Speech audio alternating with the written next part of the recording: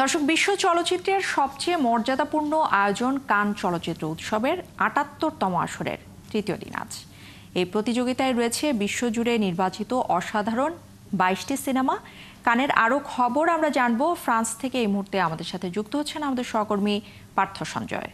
পার্থ, একটু জানাবেন কানের তো আজ তৃতীয় দিন, কি কি আয়োজন রয়েছে আজকের দিনে, সেই সাথে একটু জানাবেন যে উৎসবে যারা অংশ নিয়েছেন তারকারা তাদের প্রতিক্রিয়া কেমন দেখছেন। ইশরাত, আমরা রয়েছি এই মুহূর্তে পালে দ্য ফেস্টিভ্যাল ভবনের তেরাজে।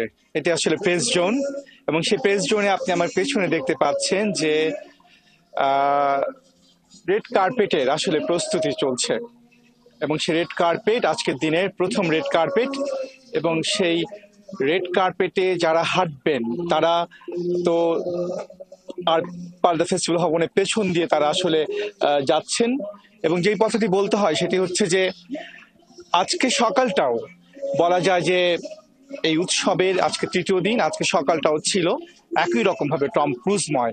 এবং গতকাল তার যে ছবিটি দেখানো হয়েছে, মিশন ইম্পসিবল দ্য ফাইনাল রিকর্ডিং, সেই ছবিটি আজকে আরো একটি সকালে শো ছিল গ্র্যান্ড থিয়েটার লুমিয়ারের। সেই অভিজ্ঞতা আমরা নিয়েছি, এবং সে ছবি 2 ঘন্টা 49 মিনিটের ছবি, এবং সেই ছবিকে বলা হচ্ছে যে মিশন ইম্পসিবল সিরিজের শেষ ছবি, এবং এটি দিয়ে তিনি জবনিকা টানতে চলেছেন টম ক্রুজ। তিনি এই ছবি প্রযোজকও একই সঙ্গে, এবং ক্রিস্টোফারের পরিচালনায় এই ছবির অন্যতম প্রযোজক টম ক্রুজ।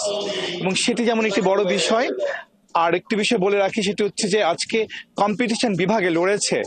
আপনি জানেন কম্পিটিশন বিভাগে এবার ঠাঁই পেয়েছে 22টি ছবি, এবং তার মধ্যে আজকে যে ছবিটি তৃতীয় দিনে প্রদর্শিত হয়েছে কম্পিটিশন বিভাগে, সেটি হচ্ছে টু প্রসিকিউটর্স।